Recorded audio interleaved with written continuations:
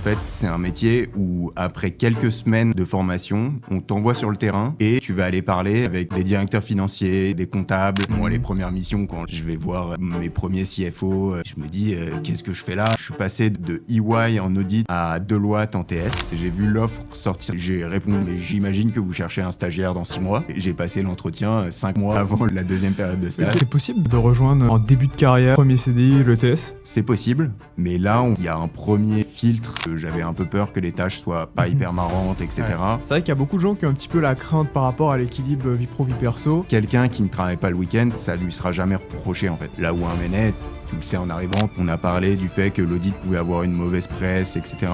On a une vue assez limitée quand on est étudiant. Moi, je pense qu'il faut donner sa chance au produit sur plein de trucs. Salut les amis, c'est Kémil, bienvenue sur ce nouvel épisode du Trade Talk. On est évidemment avec Boris, C'est moi. comme toujours, et notre invité du jour, Charles-Emmanuel. Charles, je sais pas comment tu veux qu'on t'appelle. Les deux vont bien. Non, c'est eux. C'est H. Parce que j'ai un pote qui s'appelle Charles Hugo, laisse tomber. C'est eux. Ravi de te recevoir aujourd'hui. Merci beaucoup pour l'invitation. Avec plaisir. Aujourd'hui, on va parler d'audit, de TS, un petit peu de M&A, des Big Four, des boutiques. On va essayer de découvrir tout ça parce que Charles-Emmanuel, tu es senior manager chez EY Parthenon. Donc, tu as un gros recul sur tout cet univers, ces métiers. Donc, ça va être hyper intéressant de plonger dans tout ça, de découvrir, parce que Boris et moi, on ne connaît pas tant que ça en réalité. On a d'ailleurs beaucoup, je pense, des a priori de ce qu'on entend en école. Ouais. Certains Désolé, mais là, comme ça a l'air chiant. Mais, Voilà. mais justement, tu vas prouver le contraire. Ça fait quelques années que je le fais, donc je vais prouver que c'est pas si chiant que ça. En vrai, c'est ça qui est intéressant, c'est que moi, j'ai l'impression que quand j'étais en prépa, quand on était en prépa, donc c'était aux alentours de 2016, 2017, il y avait pas mal de gens qui allaient en Big Four, c'était un truc très prestigieux, très stylé. C'est vrai. Quand on est arrivé en école, ça a commencé à s'essouffler de plus en plus, où ce qu'on entendait, c'était davantage, le Big Four, t'es auditeur financier, tu regardes des bilans, des comptes, des Excel, c'est chiant, personne veut faire ça, ils y vont juste pour le prestige. Et du coup, l'image a commencé à s'essouffler. Et j'ai l'impression qu'autour de moi, en tout cas, j'ai de moins en moins de gens qui vont justement en Big Four ou en TS, parce que peut-être qu'on parle un peu moins du TS ou que c'est plus réservé aux gens qui veulent faire du M&A. Donc, je pense que ça sera intéressant de plonger et de comprendre un petit peu pourquoi il y a ces a priori, ceux qui sont vrais, ceux qui sont faux, à quoi ça s'applique. Est-ce qu'il y a des amalgames aussi peut-être sur tout ça ? Moi, peut-être, je peux te dire quelles sont mes réticences là-dedans et pourquoi j'ai cette perception de c'est chiant. C'est parce que pour moi, ça a l'air d'être que des chiffres, de l'Excel, etc. Et moi, c'est quelque chose que je n'aime pas, que je déteste. Et au-delà de ça, pour avoir discuté avec des gens en conseil en strat ou des trucs comme ça, j'ai eu l'impression que quand il y avait des missions de due diligence ou des choses comme ça, c'est celle qu'ils avaient pas trop envie de faire, quoi. Donc j'ai l'impression que c'est un petit peu la bête noire, donc c'était intéressant de recevoir quelqu'un qui est dedans, qui s'épanouit là-dedans. C'est vrai, non ? Je suis parfaitement épanoui dans ce métier. Voilà, c'est parfait. Ça aurait été la fin du talk, sinon. Fini. Pour confronter justement nos clichés, nos idées reçues, et c'est ça aussi le Trade Talk. C'est surtout ça, en fait, tout court, le Trade Talk. Peut-être petite présentation. Est-ce que tu veux te présenter ou est-ce que tu veux qu'on te présente ? Non, je vais me présenter. Vas-y. Donc, je suis Charles Bonelli. Je suis senior manager chez EY Parthenon dans l'équipe Transaction Diligence, qui est l'équipe TS chez nous. Okay. Avant ça, j'avais commencé par l'audit. Après tout un parcours à Dauphine, donc pas une école de commerce, mais ce qui s'en rapproche le plus, on va dire. Donc j'avais commencé en audit. Après, j'ai transféré vers le métier du TS, au grade de senior. Et depuis, je m'épanouis dans ce métier. J'ai fait senior, puis manager, et maintenant senior manager chez EY Parthenon, avec à chaque fois des nouveaux challenges et chaque grade qui te propose en fait des problématiques et des learning curves où tu apprends des choses totalement différentes. Ouais. Et pour répondre un peu sur les réticences et sur la vision qu'on peut avoir d'un Big Four aujourd'hui. Défonce-moi, c'est le moment. Déjà, il y a un amalgame qui est fait souvent. C'est le Big Four, c'est un métier et on le voit comme une seule entité. C'est vrai. En fait, un cabinet pluridisciplinaire, Big Four ou pas Big Four d'ailleurs, ils ont des équipes d'audit, ils ont des équipes de conseil, ils ont des équipes de taxes et ils ont des équipes de TS. Donc, ta vie, en fonction de dans quelle équipe tu vas, sera drastiquement différente. Tes missions sont différentes, tes clients seront différents. Et moi, je regrette pas du tout d'avoir commencé par l'audit en Big Four quand je suis sorti de Dauphine. C'est pour moi un des métiers qui est le plus formateur. C'est quelque chose qu'on entend beaucoup. On peut se dire c'est un peu bullshit, mais en fait, c'est un métier où après quelques semaines de formation, on t'envoie sur le terrain et tu vas aller parler avec des directeurs financiers, des contrôleurs de gestion, des comptables et des métiers comme ça où après quelques semaines, on te lâche un peu dans la nature pour en fait mûrir beaucoup plus vite que si tu avais été dans une structure type corporate. C'est quelque chose qui est hyper différenciant pour les profils qui viennent de l'audit. C'est que quand ils ont 3 ans d'expérience et donc entre 26 et 28 ans en fonction du temps qu'on met en école, en fait, c'est déjà des gens hyper matures sur le professionnel, hyper bons sur le relationnel et l'interpersonnel, de savoir comment poser les questions, sur le timing, sur ne pas dire le mot qui peut un peu froisser, qui peut un peu déranger. Et ça, c'est des choses qui sont hyper agréables quand j'ai maintenant des gens en TS qui ont commencé en audit. C'est vraiment là où je trouve qu'il y a une vraie valeur ajoutée à ces profils-là. Un cadre. C'est en fait, le métier te responsabilise extrêmement vite. Donc, c'est assez challengeant. Enfin, moi, les premières missions, quand je vais voir mes premiers CFO pour faire des revues de process avec eux, je me dis, qu'est-ce que je fais là? Je n'ai rien à faire à lui poser des questions à cette personne. Ce monsieur a 40 ans, ce monsieur a une carrière, je ne suis personne. Qu'est-ce qui te fait ressentir ça? C'est quoi cet aspect de légitimité-là? Au début, tu fais tes premiers pas sont un peu dans le vide. On t'a aidé, évidemment, t'as soit un junior un peu plus expérimenté qui a déjà une année, qui t'a aidé à préparer ton questionnaire, ou un senior ou un manager qui a passé du temps avec toi. Donc, tu n'y vas pas totalement sans préparation. Mais c'est quand même, les premières fois sont assez stressantes. Et tu as vraiment des gens en face de très bonne qualité. Donc, tu montes en compétences extrêmement vite. Et même plus que sur un parti financière, où c'est intéressant d'avoir des gens qui ont fait de l'audit parce que ça permet de creuser ce qu'on appelle des cycles. Donc, les gens connaissent bien ce qu'il y a dans les comptes pour chacune des catégories de comptes. Mais moi, c'est vraiment sur l'humain et sur la capacité à avoir des gens matures après 2-3 ans, et très matures surtout, 2-3 ans de boîte. T'as des gens qui sont en fait hyper autonomes, hyper matures et qui savent se positionner dans un groupe, dans une dynamique d'un deal où on en parlera après, le banquier, le client, les autres conseils, même ton équipe au sein ton équipe de TS. On est souvent 5-6, savoir se positionner, savoir se répartir les rôles, etc. C'est quelque chose que moi, j'apprécie beaucoup, d'avoir des seniors matures et prêts à gérer tous ces sujets-là. Okay. Alors justement, pour rejoindre ce que tu dis, moi, de ce que j'ai entendu de gens qui s'épanouissent dans l'audit, ou en tout cas qui ont trouvé ça vraiment intéressant, c'est qu'ils me disaient que, en fait, quand tu rentres là-dedans, ça te permet de voir vraiment toute l'architecture d'une boîte. Donc tout l'intérieur, de vraiment comprendre les rouages, comment ça fonctionne à l'intérieur. Donc c'est ça qui les intéressait. C'est quelque chose que tu partages? Ouais, moi, pendant mon parcours à Dauphine, j'avais fait des stages en contrôle de gestion. Okay. En fait, moi, je viens d'une famille d'entrepreneurs. On connaît pas du tout le monde du M&A, le monde corporate était assez peu clair pour moi.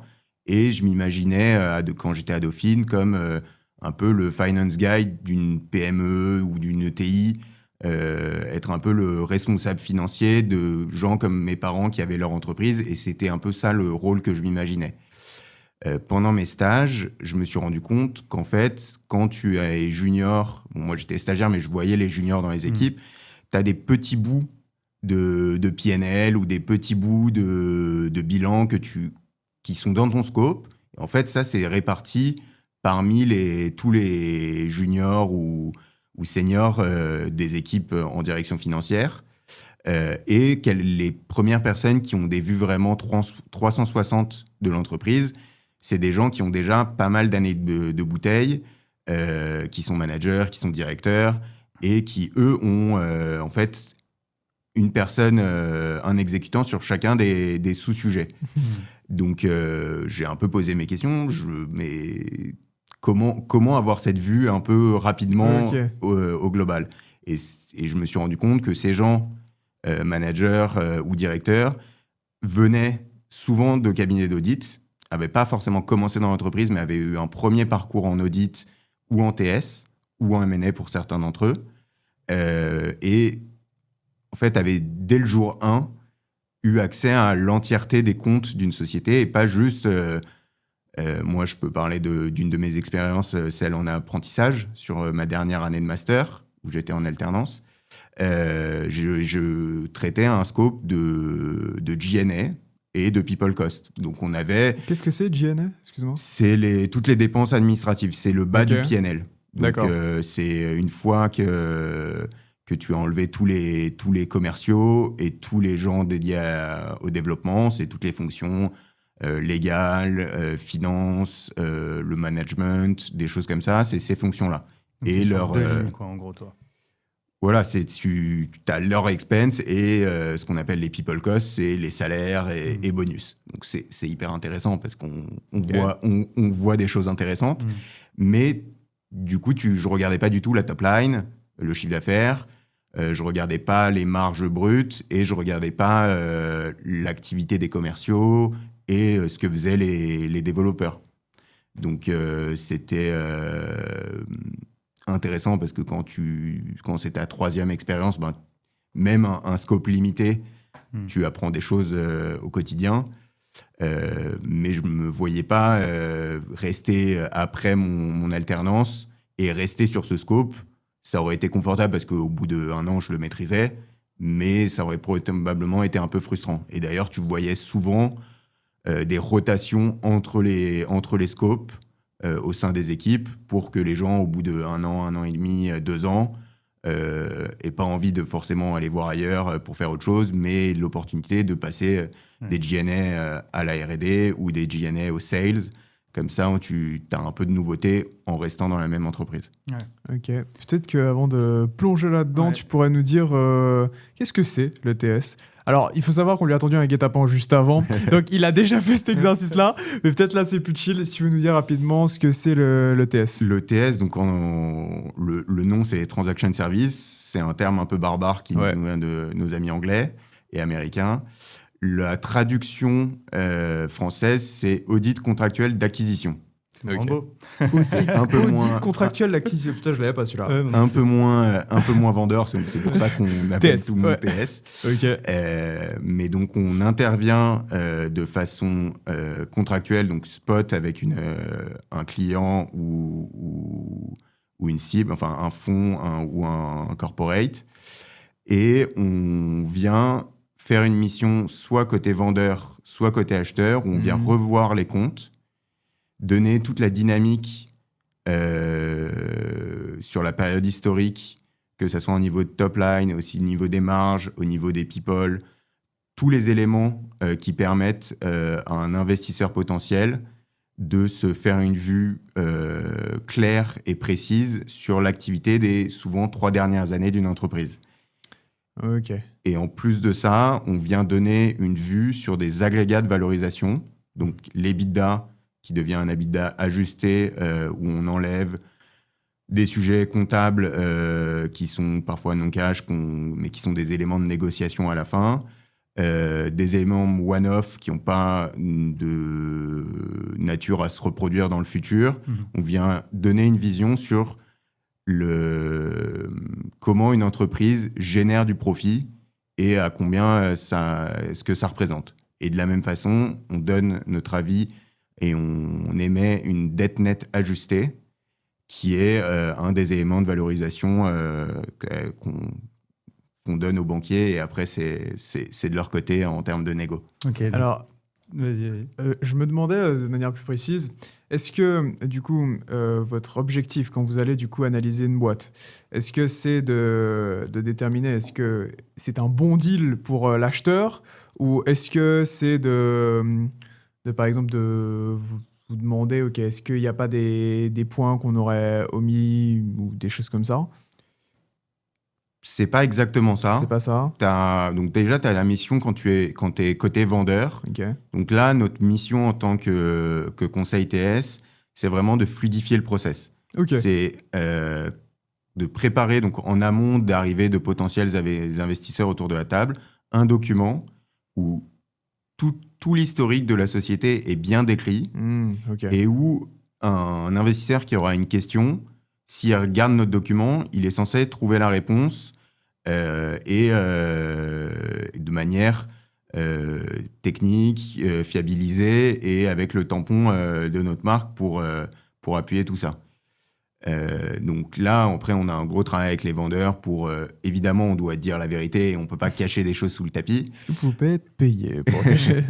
Mais on réfléchit avec le management et les équipes pour présenter les choses du meilleur angle possible, présenter plutôt des messages, appuyer sur les messages positifs, mais on est obligé de discloser les éléments négatifs qui peuvent arriver malheureusement. Et quand on en voit, on essaye d'expliquer ce que le management a fait pour y répondre et trouver des bonnes façons de retrouver de la profitabilité. Ok, donc il y a un aspect marketing dans ce métier-là, un peu de comment tu vas présenter les informations. Toujours. Ou pas. Ok. Et après, donc, tu as le conseil buy-side, où là, tu viens avec un investisseur potentiel, tu viens regarder la VDD qu'a préparé le conseil vendeur. Donc, c'est le document dont tu parlais. Voilà, ouais, le document dont je parlais, on émet une vendor due diligence. Ok. Donc là où c'est le document qui est émis par le conseil sell-side. Et donc le conseil buy-side vient revoir ce document, vient compléter si entre le moment où je suis intervenu en sell-side et le moment où il intervient, il y a eu quelques mois qui sont passés, il y a eu un nouveau jeu de données qui a été mis. Donc ça, c'est des analyses. Souvent, les premières effectuées, c'est de remettre à jour le document vendeur et aller creuser, aller faire des analyses complémentaires que ton client peut te demander aussi dans lui de sa logique d'intégration, voir quelques zones qu'on aurait moins bien couvertes que ce qu'ils auraient voulu côté acheteur. Donc c'est un peu, on en parlait avant, le chasseur et le chassé. Okay. Et on a des sessions de Q&A où ça, c'est hyper important pour le vendeur.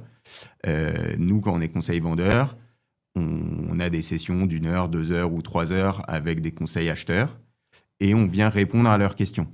Et ça permet au management en fait, de s'appuyer sur nous pour répondre avec le bon niveau d'information, le bon niveau de granularité et la bonne précision. Parce que tout le management n'est pas forcément hyper précis sur tous les sujets financiers. Ouais. Okay. Et ça évite de dire des bêtises qui peuvent créer du flou. Globalement, le métier du TS, c'est éviter le flou autour d'une transaction, autour des chiffres. On veut que les chiffres soient clairs et que tous les gens autour de la table soient au clair sur le même niveau de chiffres au moment du deal. Okay. Est-ce que du coup, le rôle de côté buy-side du conseiller, c'est d'aller trouver des coquilles, des éléments qui ont été justement un peu mis sous le tapis, ou de traduire justement ces éléments, de dire ok, ça ils l'ont bien présenté, mais en réalité voici ce que ça veut dire. Donc une sorte de détective un petit peu c'est ça, pour le compte de l'investisseur. Il y a des personnes qui adorent être côté buy-side parce que ça permet d'être hyper picky et hyper en revue des autres. On dirait un jeu un peu côté buy-side. C'est ça. Non, mais il y a un petit côté, challengeant de voir un confrère. Donc, on peut le voir comme un confrère et comme un allié. En général, il y a des très bonnes relations entre cabinets, mais on peut le voir un peu comme une compète et essayer de faire mieux que ce qui a été fait par le conseil vendeur. Et d'aller creuser les zones qu'on n'aura pas forcément trop mis en avant, mais qui seront quand même disclosés et atteignables. Il n'y a jamais de quelque chose de caché dans les rapports. Ok. Et j'ai oublié ma question, donc on peut peut-être passer au vrai ou faux. Ça me reviendra de toute façon entre-temps. En fait, je Alors, pense à c'est une à parti noter. pour la cuisine. Est-ce que tu es prêt, Charles-Emmanuel? 100% prêt. Il est né prêt pour ce moment. Si t'as pas fait de top 5 ou Dauphine, tu oublies le TS. Non, Les jeunes qui vont en Big Four, c'est plus pour avoir une belle ligne sur le CV que le métier. c'est faux et surtout pas en TS. Ok. Le TS, c'est pour ceux qui rêvent de bosser en M&A mais qui n'y arrivent pas. C'est faux. Ok. Commencer par l'audit, c'est perdre 2 ans de sa vie. C'est faux. Si tu veux travailler en Big Four, oublie l'équilibre vie pro-perso. C'est faux. Tu me donneras la note de ton médecin comme tout à l'heure. Dont t'as parlé. On gagne plus de 60K en Big Four en sortie d'école. Un petit peu moins. On peut atteindre 100 000 euros par an en Big Four en moins de 6 ans. Pour les meilleurs, c'est faisable. Ok. Le TS, c'est la meilleure porte d'entrée en M&A et en private equity. Pas partout, mais ça devient une très belle porte d'entrée. Ok. En TS, on bosse autant qu'en M&A et on est moins bien payé. C'est faux. Les deals qui ratent, c'est souvent de la faute de la due diligence mal faite. C'est faux. En boutique M&A, tu apprends 3 fois plus vite qu'en Big Four. C'est faux. Tu es revenu en Big Four parce que la boutique, ça payait moins. C'est faux. En finance, les promotions dépendent plus du networking que de la compétence. C'est faux. En TS, on bosse plus de 70 heures par semaine. Certaines semaines, oui, certaines semaines, non. Ok, en TS, tu peux facilement finir à 2h du mat sur un deal. Certains jours, ça peut arriver, mais pas facilement. Ok, en TS, on gagne mieux sa vie qu'en conseil en stratégie. C'est faux. Avec l'IA, le métier de TS, due diligence, tout ça, ça va disparaître.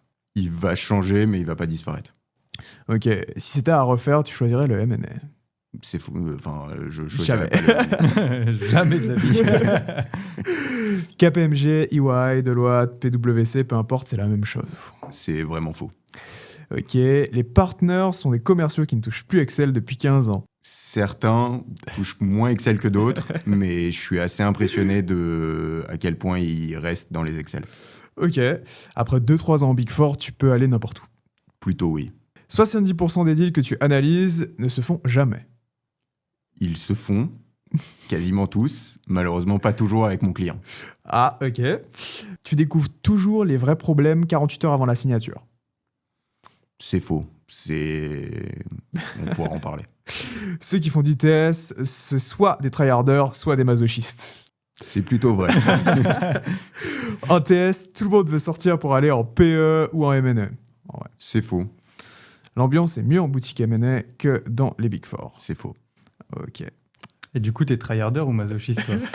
Je me définirais plutôt comme tryharder. Ok. J'ai retrouvé ma question de tout à l'heure, mais d'abord, est-ce qu'il y a une question qu'il a posée qui te trigger ou tu as envie de répondre dès maintenant et préciser peut-être ou pas spécialement? Non, on pourra les passer, mais il y a plein de choses qu'on pourra développer en effet. Ok.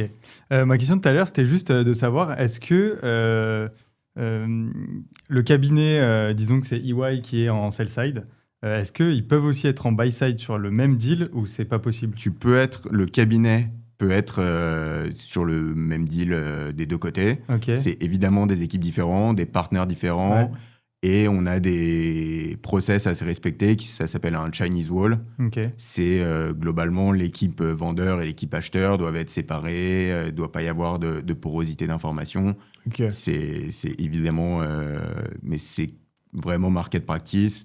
Tous les gros cabinets se positionnent à l'achat sur leur mandat de vente. C'est vraiment quelque chose qui est accepté par le marché et qui est vraiment commun. Est-ce que c'est quelque chose que les clients, peut-être par exemple côté buy-side, vont préférer parce qu'ils se disent peut-être que ou au Ça contraire, dépend, c'est il y a plutôt les deux. Il y a Il y a des clients qui aiment bien parce qu'en effet, ils se disent qu'il y a quand même un peu plus de bonne ambiance où on se dit, parmi tous les conseils qui vont poser des questions, peut-être qu'ils répondront à leurs collègues avant Ouais. des confrères, ce qui n'est pas forcément faux. Après, il y a des clients qui s'en fichent un petit peu et qui ont leurs conseils un peu avec lesquels eux ont créé une relation. Ouais. Et qu'importe qui est le vendeur, ils vont garder le même. Ça dépend un petit peu du client. Ok. Ok. Bon, bah, si là, on sort un petit peu du technique et on revient aux origines de Charles-Emmanuel Bonelli, tu m'as dit tout à l'heure, je vais faire la transition comme ça. Tu as dit tout à l'heure que tes deux parents étaient entrepreneurs. Tu peux nous dire ce qu'ils font un peu? Mes parents avaient des salles de sport. Ok. En fait, mon père est un ancien sportif de haut niveau en judo D'accord. et ma mère était danseuse. Et ils ont ouvert des salles de sport à Paris il y a 35 ans, quelque chose comme ça, autour des arts martiaux et autour de la danse. Et après, ça s'est développé. Il y a eu du fitness, de la muscu, et enfin, les salles que vous connaissez à Paris. Et donc, ils ont développé ça et ils sont récemment à la retraite maintenant. Ils ont Ok. vendu. C'est toi qui accompagné en sell-side. J'accompagnerai jamais mon père en sell-side. Et je sais qui a accompagné mon père en sell-side et je lui donne tout mon soutien. Mais alors, justement, j'aimerais bien savoir, bon, on va y venir, mais comment du coup, avec un tel background, t'arrives à ça, qui est quand même assez éloigné. T'as jamais voulu entreprendre, toi? Je pense que pour entreprendre, il faut vraiment une fibre et avoir un désir d'entreprendre et pas en fait y aller parce que tu te dis que c'est bien, Ouais, je comprends. qu'il y a des choses à faire. Je pense j'ai eu plein d'idées de projets, de choses comme ça où je pense que ça aurait pu marcher autour du soft, autour des choses comme ça. Je pense que j'avais des idées, mais je pense que j'ai pas l'ADN entrepreneur et je disais que j'étais un tryharder. Je sais pas si j'aurais eu l'autonomie nécessaire seul pour aller au bout, etc. Mhm. Donc j'ai choisi d'autres chemins. Mais si un jour un projet ou quelque chose a besoin, je serais ravi d'accompagner des entrepreneurs qui ont cette fibre. Et c'est une fibre pour laquelle j'ai beaucoup de respect. Mhm. Donc je serais ravi d'aider les entrepreneurs et moi-même dans ma spécialisation sectorielle, je fais beaucoup de deals de levée de fonds et d'accompagnement d'entrepreneurs et c'est quelque chose d'hyper intéressant au quotidien, je trouve. Ok, je trouve ça intéressant parce que c'est vrai que nous, on interviewe des entrepreneurs, etc. On peut avoir parfois ce discours, ah bon, bah, lancez-vous si vous avez un projet, etc. Mais c'est intéressant d'avoir un profil comme toi nous dit, bah, moi, c'est pas mon truc. J'ai pas ce feu-là et moi, mon intérêt, ma passion peut-être, ou en tout cas, ce qui m'attire, c'est autre part. Et c'est totalement OK. Et c'est génial, je trouve, que ce soit assumé comme ça. Est-ce que tu dirais que dans ton enfance, t'étais quel type d'élève? T'aimais bien avoir un cadre, des choses comme ça? Non, j'ai été vraiment l'élève et l'étudiant qui se reposait sur ses acquis, Ok. qui avait quelques facilités sur des sujets spécifiques et qui après ne regardait pas trop, que je faisais un peu le tri des matières qui m'intéressaient et qui m'intéressaient pas. J'étais très très fort en maths physique. Ok. Si j'étais pas allé à Dauphine, je pense que j'aurais fait une prépa Ingé. ingé, Ouais. plus qu'une prépa commerce. Et du coup, le français, l'histoire, les langues, c'était moins mon focus à l'époque. Tu regrettes pour les langues?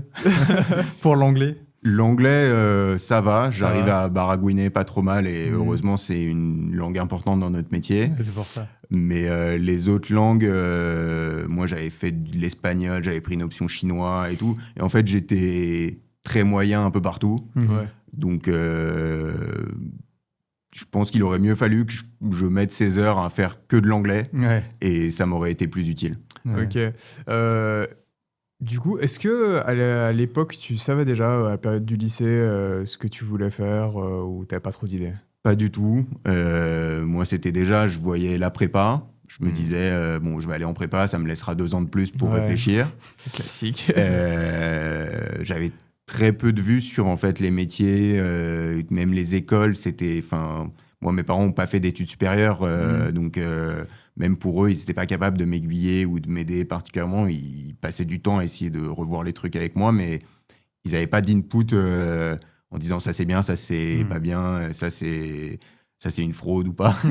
Ils t'ont pas mis de petites graines dans la tête de choses qu'ils avaient envie que tu fasses particulièrement, non? Pas Non, ça spécialement. pour le coup, ils ont toujours été très, très cool et ils avaient envie que je fasse des études parce que pour eux c'était important et Et on avait le cadre pour le faire, donc fallait que je profite de cette opportunité pour pouvoir faire des études. Oui. Mais sur le métier derrière, zéro pression ou zéro secteur ou zéro objectif. Enfin, ils m'ont pas du tout mis des objectifs de sortie. Ouais. Et après, une fois que je suis rentré dans le monde des bigs et de la finance, ils étaient assez perdus par rapport aux différents acteurs, donc ils n'ont plus vraiment mis d'input de leur côté. Est-ce qu'ils comprennent ce que tu fais, tes parents? Qu'est-ce qu'ils en pensent de ton métier, vu que ça a l'air d'être un petit peu aux antipodes de ce qu'ils connaissent?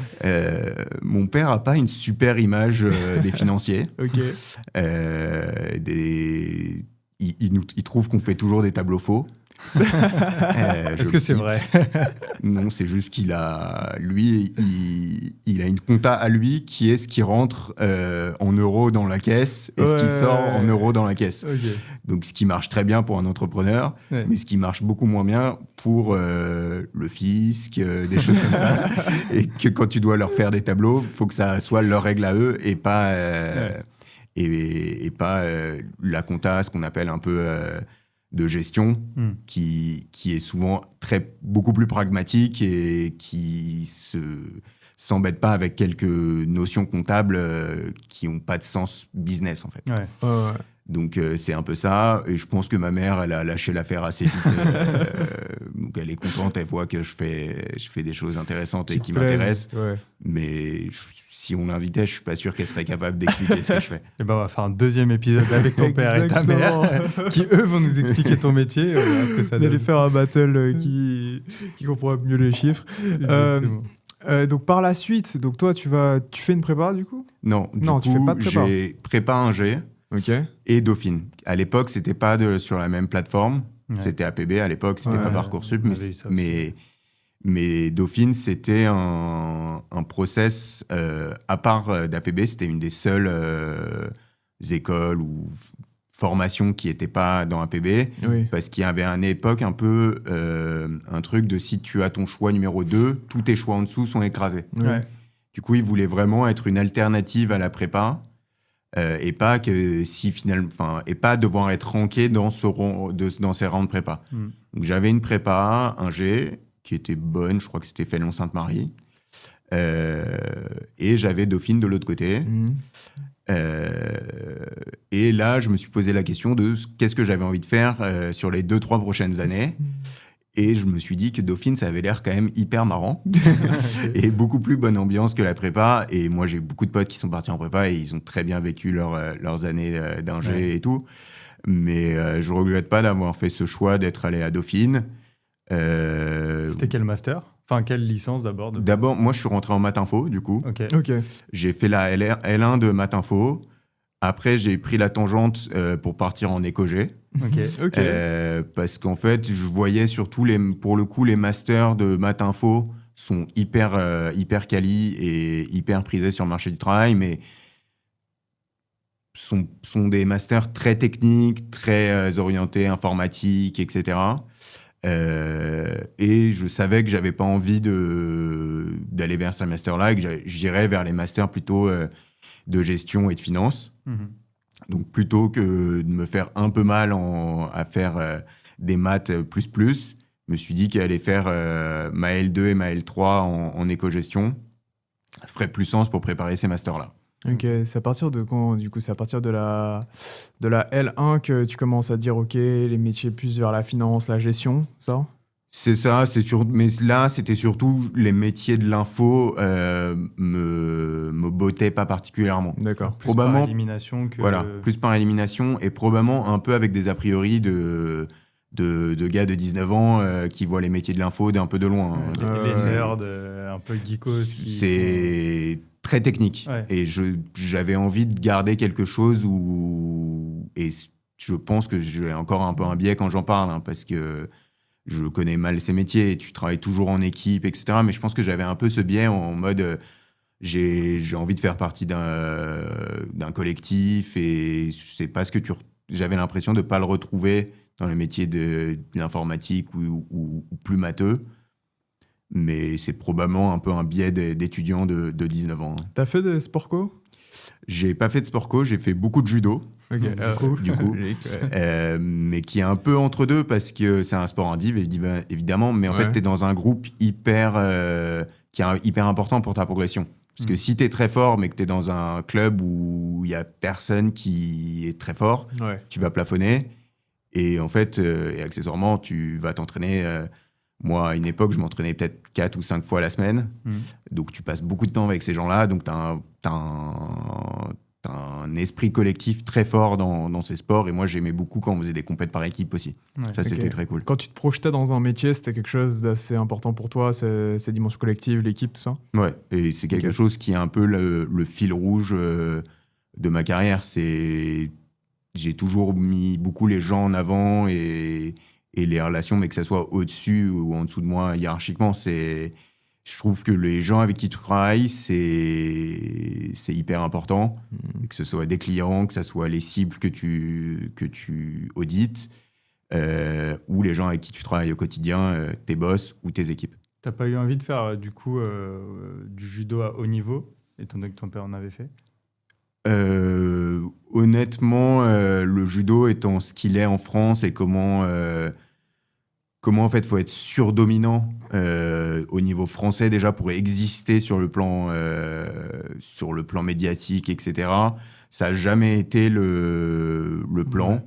Ouais. Ok. Et pour le coup, mes parents et mon père notamment, qui a été lui beaucoup poussé vers le sport, ils essayaient de pas me pousser vers le sport, même si ça me plaisait bien, etc. Mais il n'avait pas envie de me mettre une pression C'est bien ça. que lui, je pense, il en a profité parce que je pense que c'est grâce à ça qu'il est devenu le champion qu'il a été. Mais je pense qu'il l'a subi aussi à certains moments. Et du coup, ils ont été toujours assez tranquilles avec moi sur ces sujets-là. Mais tu vois, si ça avait été dans un autre sport plus professionnalisé ou avec moins le truc d'être le premier. Parce qu'en Ouais. par exemple, rapidement, mais pour faire les jeux, il faut être le meilleur français. T'as pas 2 Français au jeu dans une KT, ça existe. Enfin, c'est la règle, c'est un par pays, par KT. Donc, si t'es le deuxième meilleur du monde, mais que le premier, c'est un mec de ton pays, tu l'as un peu dans l'os. Ouais. Et une pensée pour tous les gars qui font plus de 100 kilos et qui ont eu Teddy Riner Depuis 12 ans. depuis ouais, un Même moment plus, maintenant. ouais. Ok. Et du coup, si on revient un petit peu à Dauphine, à quel moment tu découvres que tu veux travailler dans les métiers de la finance vraiment, non plus par forcément élimination, mais... C'est vraiment les stages où là, j'ai rencontré d'autres gens qui avaient des backgrounds différents. Et c'est à ce moment-là que je leur ai un peu posé les questions de comment on fait pour arriver CFO. Qu'est-ce que tu as fait avant d'être CFO ou avant d'être directeur d'équipe, etc. C'est quoi le bon parcours pour pas un peu avoir un plafond de verre qui était un peu ma crainte. Moi, j'étais à Dauphine, qui est une très bonne formation, mais j'étais pas en top 3 école. Donc, j'avais un peu cette crainte à un moment, un peu plafonner et de pas avoir eu l'input un peu de c'est quoi le bon plan à faire en termes de formation, en termes de carrière, pour vraiment pouvoir avoir une croissance continue dans ta carrière et pas t'arrêter à un moment, quoi. Ok, toi, c'était quand même ton ambition dès le départ d'atteindre un poste de direction. T'avais ce côté leadership déjà un peu? Ouais, je pense que j'avais de l'ambition. Ouais. Je sais pas si c'était pour être en haut ou pour avoir des équipes avec moi, etc. à l'époque, mais et je l'ai encore, j'ai toujours envie de progresser, être meilleur que ce que j'étais la semaine dernière et de progresser aussi dans le rôle qu'on me donne et si on me le donne pas, d'essayer de le prendre par tous les moyens possibles. Ok, t'avais pas juste cette vision d'avoir un job, de te mettre en sécurité, etc. C'était plus loin que ça, quoi. Non, ça, pour le coup, ça, je pense que le sport a beaucoup aidé là-dedans. Ouais. C'est de toujours essayer de progresser et de te remettre en question si ça marche pas et de rebondir, quoi. Ok. Est-ce que le fait d'avoir envie d'être CFO, etc., c'est un peu le côté où quand on est jeune, on peut imaginer des gens en beau costume, voyager à droite à gauche, potentiellement avoir une belle montre. Est-ce qu'il y avait ce côté-là chez toi ou ça n'a rien à voir Je suis pas insensible aux belles montres. Ok. Et même moi, si je suis une des dernières personnes à être régulièrement en costume cravate. Mais parce que j'aime bien et que ça me permet de me mettre un peu le matin dans mon rôle, Ouais, mon rôle et de partir au bureau. Donc oui, c'est évidemment, je suis sensible au train de vie, aux belles choses, etc. Mais c'est pas une finalité, c'est du bonus, comme des choses immatérielles aussi, hein, de pouvoir en fait faire à côté de ton boulot tout ce que tu as envie et acheter, enfin jamais te poser la question de est-ce que c'est une bonne ou une mauvaise idée, c'est que tu tryhards suffisamment pour ne pas avoir à te poser cette question et tu peux te permettre un peu ce que tu veux. Ouais, Moi, je suis d'avis que tout, en termes d'ambition, arriver à avoir un drive, tu vois, pour réaliser ses ambitions et tout ça, c'est déjà assez compliqué. Donc, je trouve que ça se vaut à peu près tout, que tu veuilles, tu fasses ça parce que tu veuilles avoir une voiture pour mettre à l'abri tes darons, tu vois, du moment que t'as un truc qui te pousse, bah ça te pousse, pour moi. Et justement, est-ce que t'avais des paliers, que ce soit par exemple matériel, ça peut être des conneries ou des choses, et t'as réussi à les atteindre, mais t'en as encore J'avais des paliers. Ouais. Mais en fait, tu te crées des nouveaux paliers assez vite. C'est mieux, parce que sinon tu t'arrêtes vite dans ta vie. C'était quoi le premier ? C'était quoi ton rêve, le premier que t'as réussi à atteindre peut-être ? Non, mais c'est une nouvelle fois, je suis pas insensible aux belles montres. Donc ça faisait partie. Et en fait, j'ai déjà mon objectif en termes de montre. Si un jour mon parcours m'amène à un partnership, je sais quel sera mon premier achat post passage partenaire. Un peu ? Tu peux nous dire ce que c'est ? Non, c'est assez. Je pense que c'est assez classique. Hein. La Rolly. La Rolly. J'ai eu la chance de pouvoir la coffrer assez tôt. Ok, le premier palier à toi. Ça, c'était le premier palier. La Audemars. C'est ça. C'est la Audemars. Audemars classique Royal Oak. Ok. Donc c'est pas très extravagant, mais enfin c'est pas très extravagant. Je pense que je suis pas le seul, mais oui c'est des petits paliers comme ça et des petits objectifs. Et même si j'ai les moyens un jour de l'acheter avant mon passage partner, j'ai vraiment envie de. Ouais, c'est symbolique. J'ai envie que ça soit ma montre de partnership. Ouais, c'est pas juste cocher la case, mais c'est vraiment cocher un ensemble de cases ensemble. Ouais, c'est symbolique. T'as plein de gens qui vont dire ouais, le matériel, on s'en fout. Mais en fait, t'as des trucs comme ça où c'est bien d'avoir je trouve des objectifs. Tu te dis bon bah ok, ça va être symbolique, ça je me récompense, ça c'est pour. C'est à la fois un bien qui prend de la valeur, mais aussi un compte, un rendu compte du chemin parcouru. Quoi. Ouais, comme tu dis, tu te récompenses. Ouais. C'est ça qui est intéressant aussi. Non. Donc derrière, tu fais le master. Master, c'est quoi comme master que tu fais ? Moi, j'ai fait le master contrôle de gestion. Ok. J'ai pas fait le master finance à Dauphine parce qu'en fait, en sortie de L3, j'avais envie de travailler en direction financière. Ouais. Donc, plutôt que le master finance qui est resélectif, où je savais pas vraiment dans quel master 2 j'allais finir, etc., je dis je vais dans le master contrôle de gestion. C'est le métier, à la fin, les métiers que je vise, ils sont très bien couverts par ce master. Ouais. Allons-y. Et donc, c'est un master où on a une année de césure. J'ai fait 2 stages de contrôle de G. D'abord chez Chanel, où j'ai eu de la chance sur une journée de recrutement. Il y a quelqu'un qui m'a bien aimé sur les cas pratiques et qui m'a rappelé post-journée de recrutement. Et je en serai toujours très redevable parce que le premier stage est toujours le plus compliqué. C'est compliqué, ouais. Et après, j'ai fait un stage au PSG, dans le club de foot. Sympa. Où ça, j'avais pré-shot. J'ai vu l'offre sortir pour le stage précédent, donc pendant que j'étais chez Chanel. Et j'ai répondu en disant, moi, j'ai un stage là, donc ça marche pas, mais j'imagine que vous cherchez un stagiaire dans 6 mois. Et du coup, j'ai passé l'entretien 5 mois avant la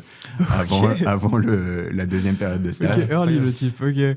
Comme d'habitude, on retrouve le même pattern, les gens s'y prennent à l'avance.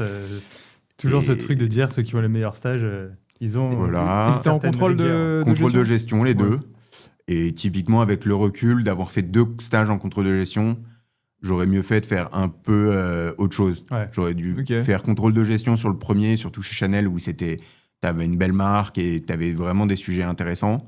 Le deuxième, je sais pas si j'aurais dû faire de l'audit ou du M&A ou autre chose, mais même aller faire quelque chose dans des équipes sales, enfin, voir peut-être autre chose. Ouais, diversifier. Voilà, autant diversifier pour ton un CV petit peu. que toi, ça se trouve, tu serais tombé sur un métier que tu aurais pu découvrir. C'est ça, mais l'opportunité de bosser au PSG m'avait bien plu à l'époque. Et petite anecdote, c'est un moment, je me balade dans les couloirs du siège du PSG.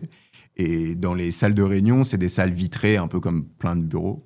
Et là, je passe et je vois le nouveau maillot qui est en train où ils sont en train de travailler sur l'approche marketing, etc. Ok. Et donc, je me suis fait spoiler le nouveau maillot en passant dans les couloirs. Supporter parisien. Supporter parisien. Ok. La première rencontre avec Nasser a été assez impressionnante. Ah ouais, tu l'as rencontré. On s'est croisés dans les couloirs et donc Ok. le CFO nous a présenté l'équipe Ok. de stagiaires. Je pense qu'il est beaucoup moins marqué par cette rencontre que moi, je le suis. Mais mes grands moments, c'est le moment où je lui ai serré la main, j'étais bien content quand même. T'as croisé des joueurs aussi ou pas du tout?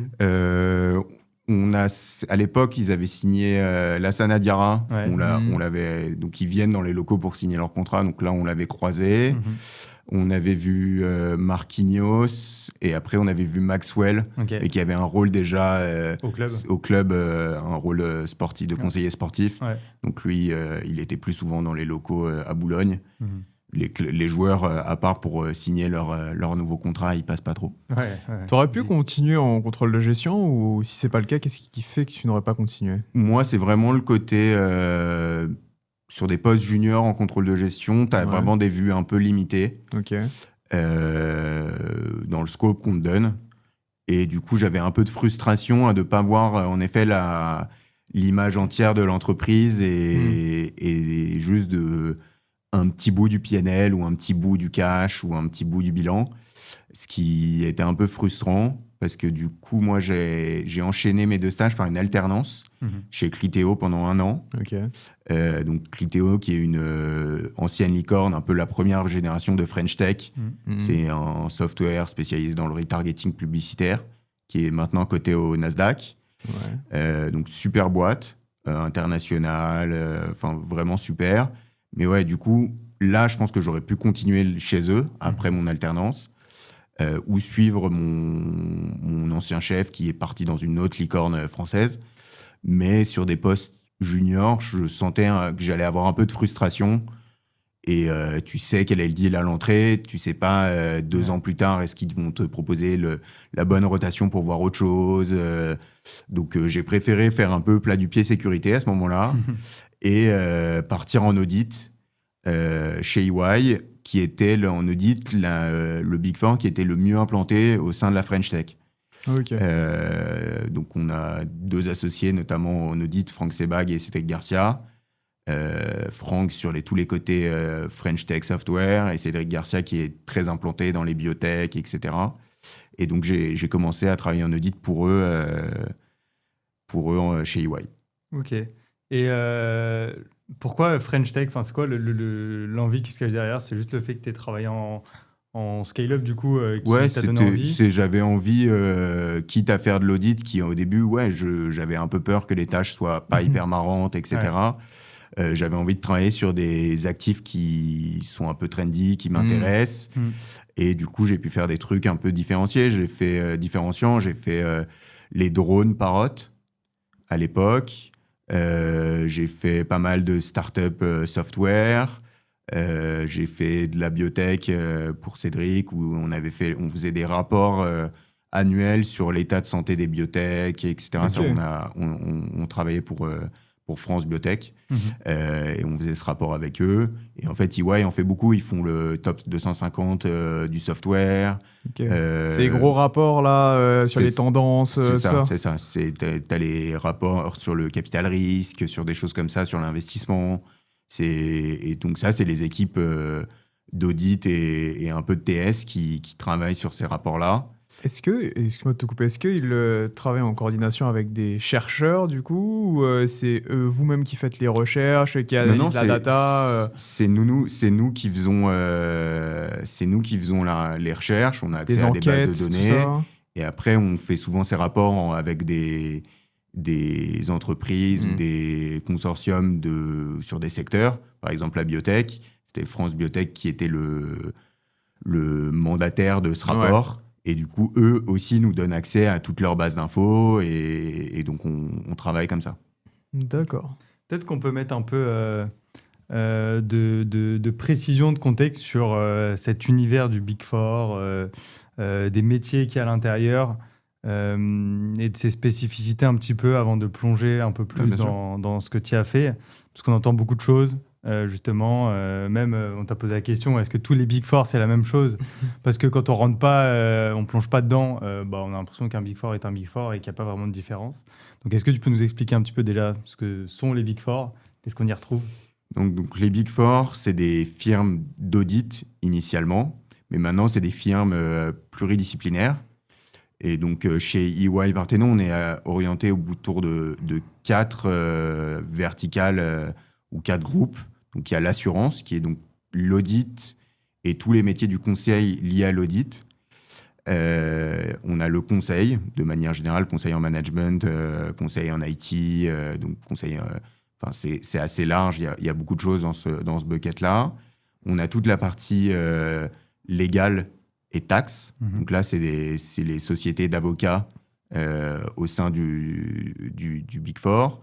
Et après, on a souvent, et c'est brandé de façon un peu différente, de Big en Big, aussi parce qu'ils n'ont pas tous le même niveau de maturité sur tous ces métiers-là, c'est transactions et stratégie. Okay. Et nous, c'est ce qui est brandé sous le nom EY Parthenon. Ouais. Nous, toutes nos activités de stratégie, de conseil en stratégie, de conseil en transaction, de corporate finance au sens large, l'évaluation, le M&A.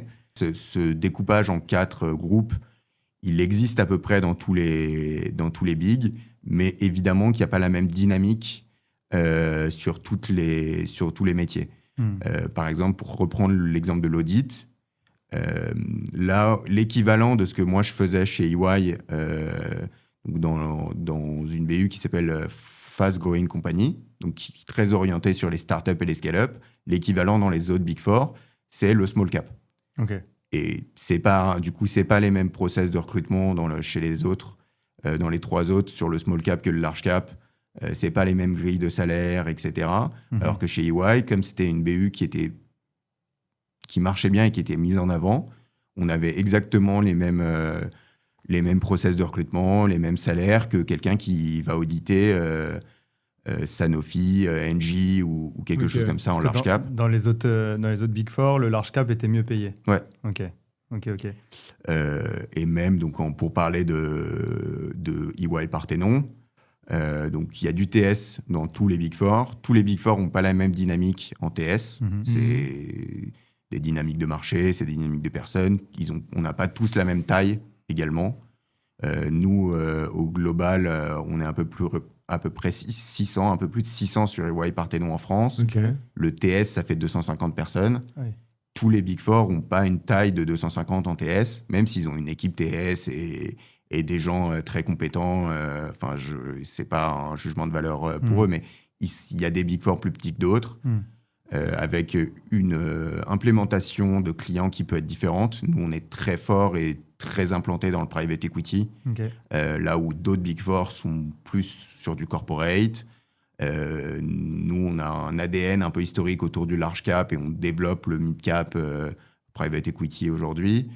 Il y en a d'autres qui ont un peu d'autres dynamiques, ils sont plutôt mid cap et ils développent le large cap.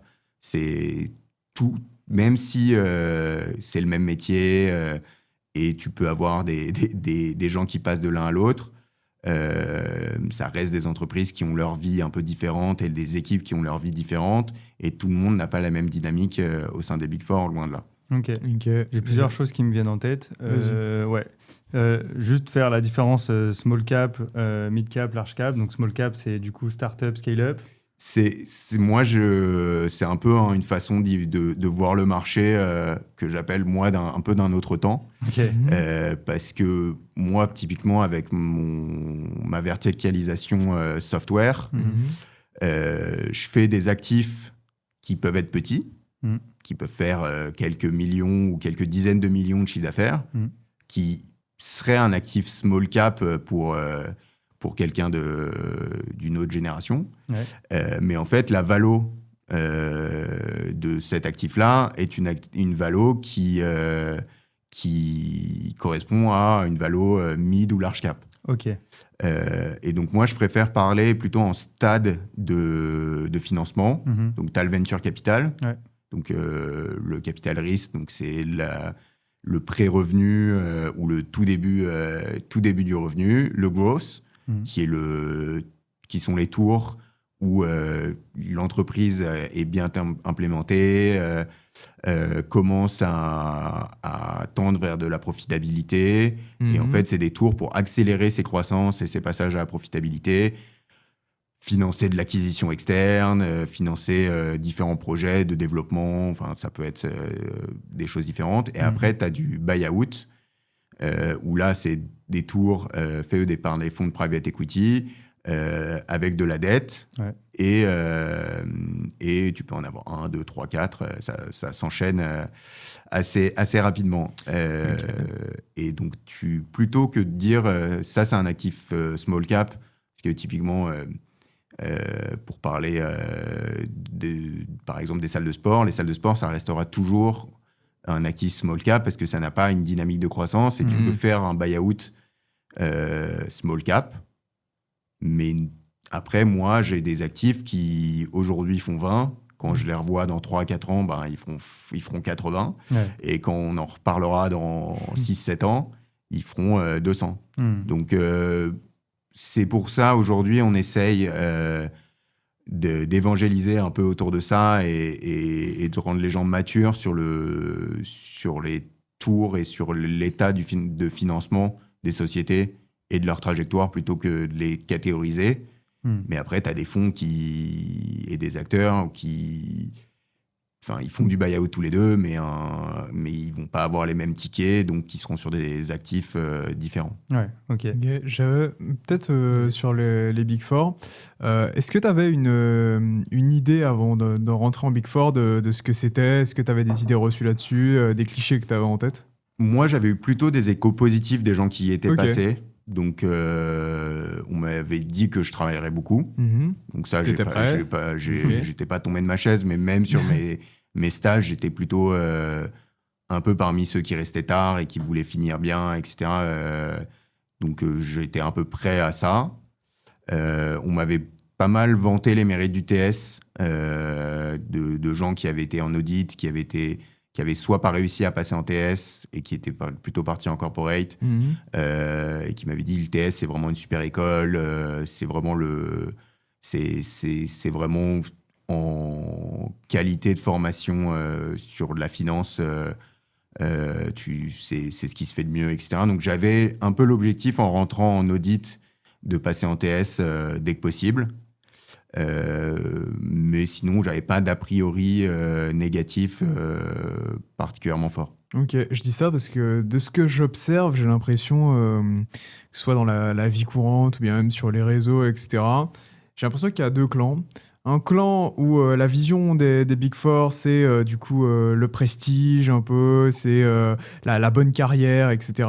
Et de l'autre côté, ceux qui sont totalement contre, entre guillemets, ou qui ont cette vision vraiment de bon bah t'as pas de vie, t'es un peu un larbin, des choses comme ça et tout. C'est pour ça que je te demandais, est-ce que t'avais ces clichés-là en tête ou est-ce que c'est des choses que tu entends Sur le pas de vie, honnêtement, mais en fait ça peut marcher dans n'importe quelle entreprise, et en fonction d'avec qui tu travailles. Et moi c'est quelque chose que je mets vachement en avant et qui est hyper présent au sein de la dynamique de partenaires qu'on a chez EY Parthénon. C'est vraiment qu'il y ait une très bonne ambiance et une très bonne relation entre les grades. Pour que, en fait, quand il y a un coup dur sur un job, s'il faut un peu tous resserrer le rang et faire le dos rond sur une soirée, on va le faire tous ensemble. Et si ce soir-là, il y en a un qui a prévu quelque chose tôt, qui n'avait pas prévu de passer après 19h au cabinet. Tant pis pour lui. Justement, c'est de faire le bon effort collectif pour qu'en fait, les plans perso des gens n'aient jamais à être supprimés. Empiriquement, ça arrive. Hein. Et moi, le premier, j'ai dû repousser des trucs ou annuler des trucs. Mais on essaye vraiment au maximum de faire l'effort collectif. Et c'est pour ça, je parlais des partenaires. Les partenaires sont prêts à mouiller vraiment la chemise, alors qu'ils peuvent avoir 40, 50 ans et ils sont capables de prendre la main sur un Excel, dire OK, cette slide, je m'en occupe.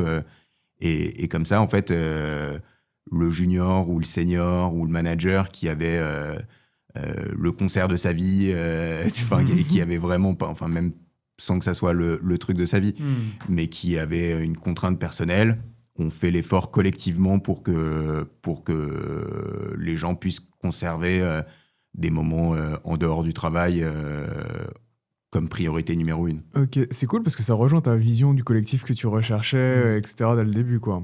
Non, mais moi, dans les différentes vies que j'ai eues, j'ai toujours mis beaucoup d'attention à qui je rejoignais. Évidemment, maintenant, j'ai une bonne vision des acteurs, des spécificités de chacun des cabs, et je suis peut-être un peu moins sensible au discours marketing un peu classique que des big ou des acteurs non big peuvent avoir. Ou même le trashing un peu que des acteurs non big peuvent avoir sur les bigs. Donc je suis un peu moins sensible à ça et j'ai mon avis assez personnel.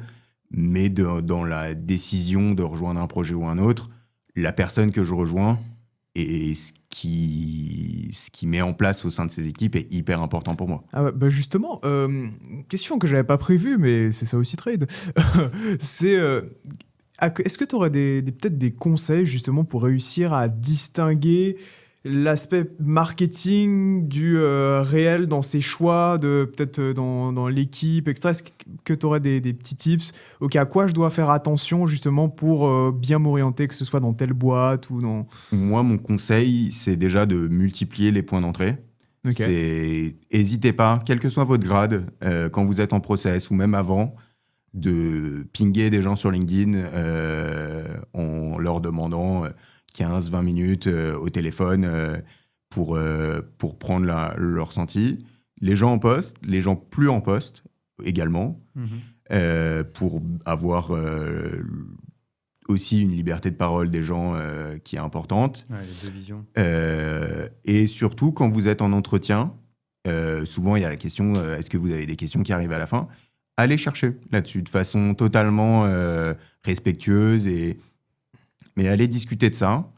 Et en fonction des réponses, vous verrez si la personne est à l'aise, si la personne botte en touche. Il y a une question qui permet de voir assez rapidement, si tu en as un exemple. J'ai pas forcément d'exemple en tête d'une question totalement formalisée, parce que moi, j'avais des questionnements en tant que senior manager qui peuvent être très différents. Ouais.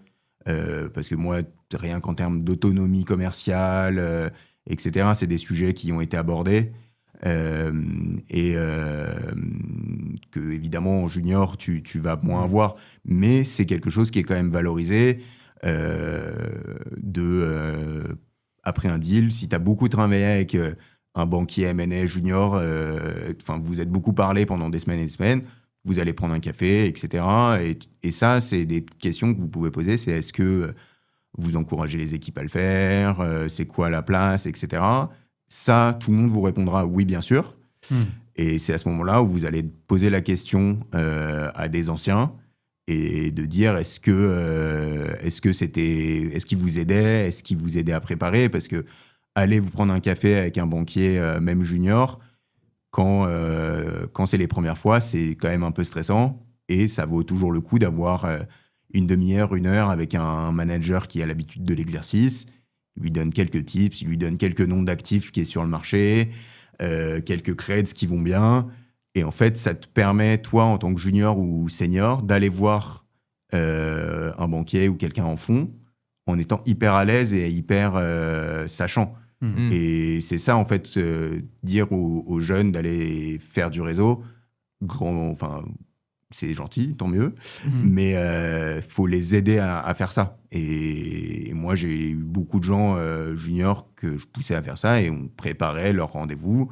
Et quand parfois ils se faisaient mettre dans une boucle où il y avait quelqu'un d'un peu plus senior, je proposais d'être aussi sur la ligne ou venir au café avec lui pour en fait avoir un niveau de seniorité un peu équivalent entre les deux côtés et pas que la personne puisse être un peu stressée, mais toujours les leads entrants des gens de mes équipes, c'est leur lead entrant, c'est eux qui font, qui décident qui vient sur la ligne. Ouais, c'est plus pour les accompagner que leur voler le truc, quoi. C'est ça. Et moi-même, à mon niveau, je fais pas mal d'actions commerciales et je parle à énormément d'acteurs du marché.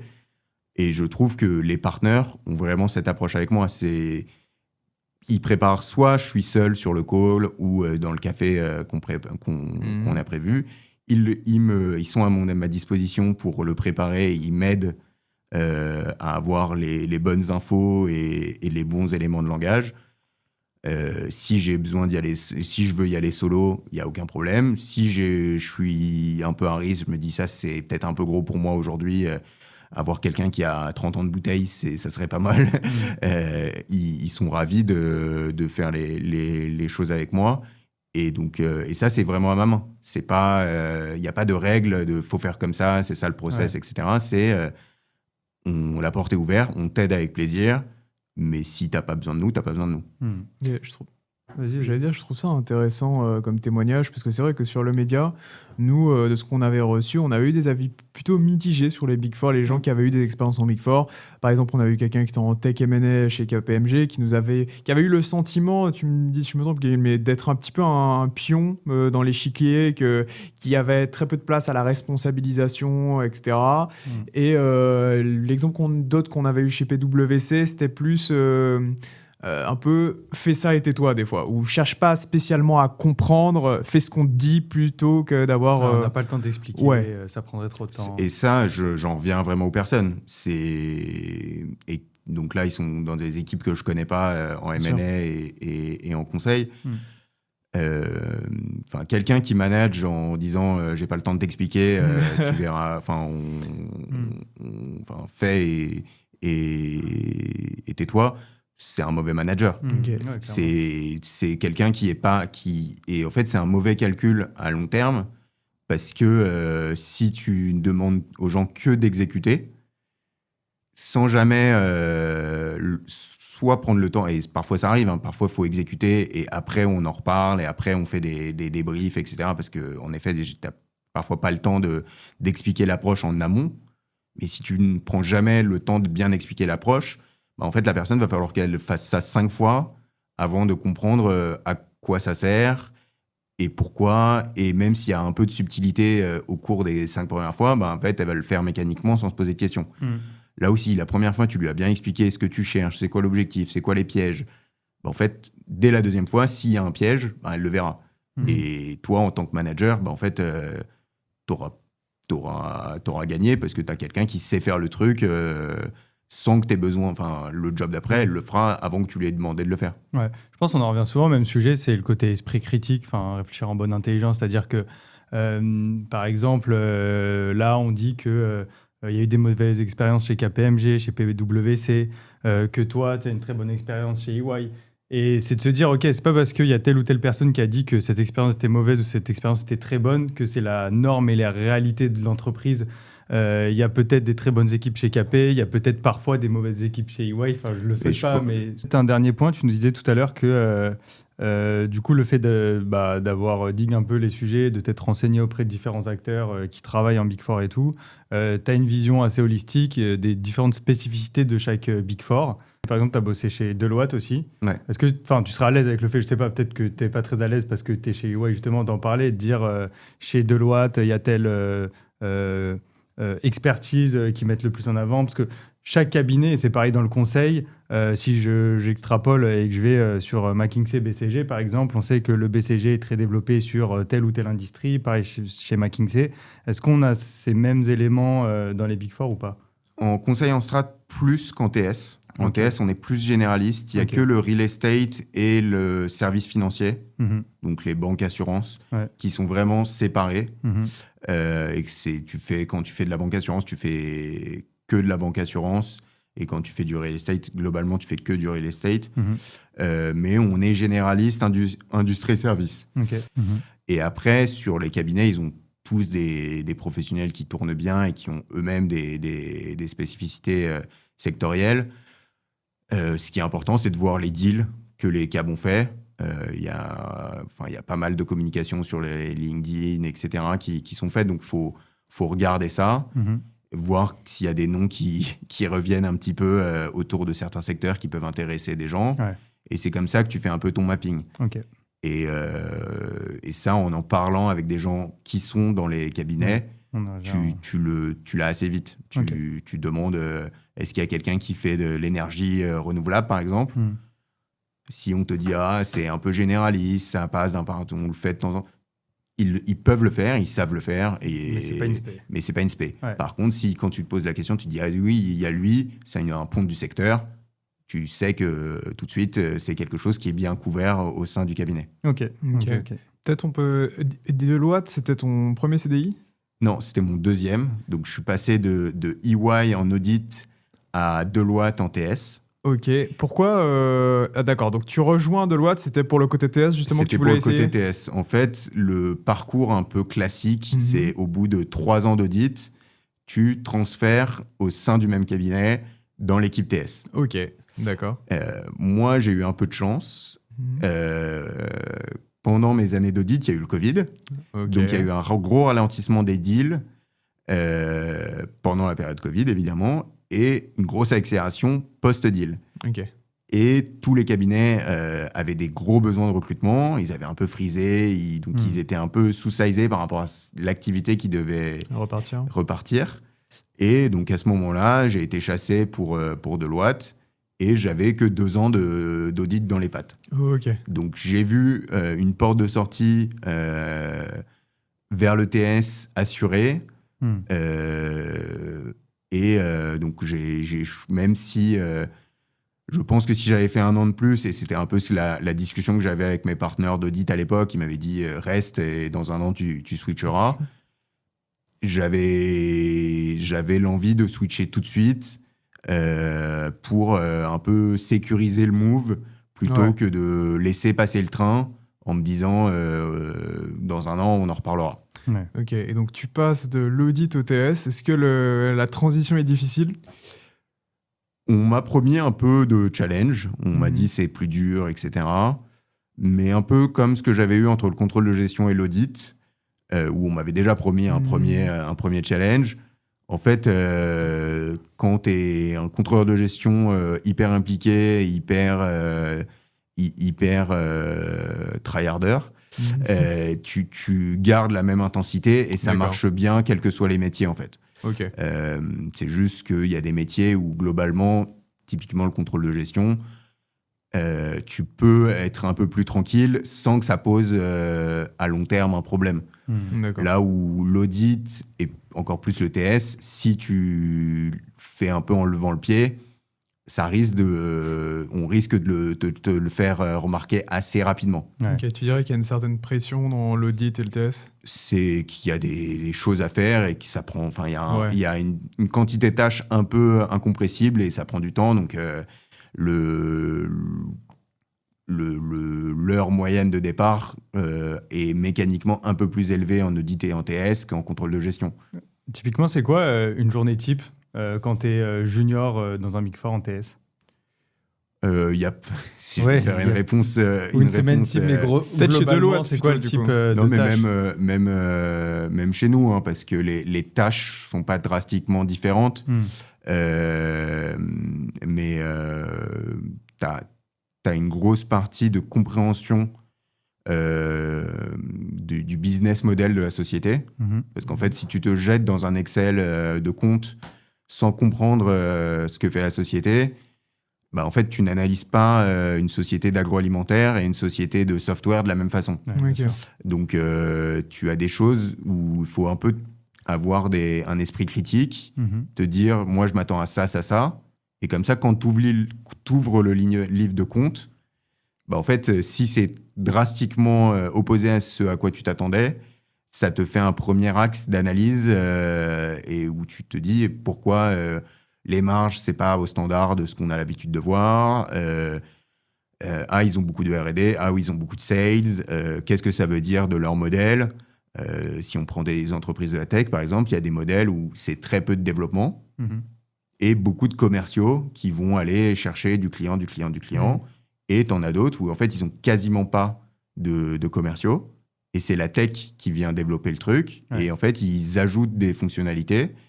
Et c'est comme ça qu'ils font leur croissance. Et ils n'ont pas besoin d'un commercial qui va chercher un nouveau client. Ils ont déjà leur base de clients. Et c'est juste la nouvelle fonctionnalité qui est un peu plus chère que la précédente qui va faire ta croissance. Ok. Et ça, c'est quelque chose qu'on demande que les juniors comprennent bien parce qu'en fait, c'est eux, en effet, qui construisent toute la base de nos rapports en termes de tableaux, en termes d'analyse, etc. Donc, si, en fait, ils sont totalement dans un brouillard sur ce que fait la société, sur pourquoi ils le font comme ça, quelle est la logique, quelle est la santé financière de la société sur les sujets de dette, sur les sujets de cash, c'est important que quelqu'un sache un peu si c'est une société qui surperforme, c'est une société qui a un événement de marché qui l'a mis à mal, une société qui décroît un peu naturellement, une société qui transitionne. Ça, c'est hyper important pour eux, pour ensuite, moi, me fournir des analyses qui font sens et avec le bon niveau de précision et de focus sur les sujets importants. Donc ça, c'est la partie compréhension d'entreprise. C'est ça. Et ensuite, l'autre partie, c'est plus analyse et production. Voilà, tu as un peu des premiers états financiers qui sont un peu la porte d'entrée qui s'occupent de monter. Et après, on discute avec eux, on prend des décisions sur ce qu'on appelle la trame d'un rapport. Donc, on dit, on va analyser ça, on va aller dans cette direction-là. Je pense que ça, c'est intéressant de montrer. Mais qui sont assez basés souvent sur du gut feeling. Hein. C'est vraiment... je pense que ça, c'est intéressant de creuser. Creusons et on regarde ensemble ce que tu as trouvé, ce que tu as...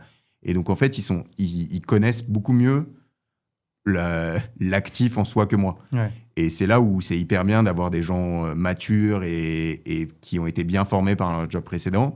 C'est que quelqu'un de mal formé et à qui on a juste demandé produit et je regarderai, en fait, il va me donner des trucs, mais pour que moi, je comprenne ce qu'il y a derrière, il faut que moi aussi, je fasse le travail d'aller creuser le détail, etc.